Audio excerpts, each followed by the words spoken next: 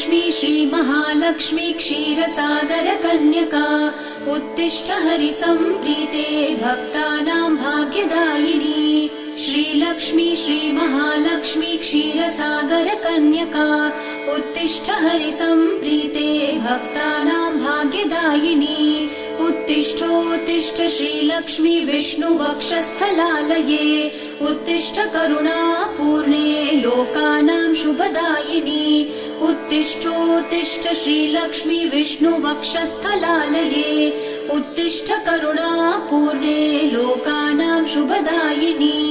श्रीपद्ममध्यवसिते वरपद्मनेत्रे श्रीपद्महस्तचिरपूजित पद्मपादे श्रीपद्मजातजननी शुभपद्मवक्त्रे श्रीलक्ष्मी भक्तवरदे तव सुप्रभातम्।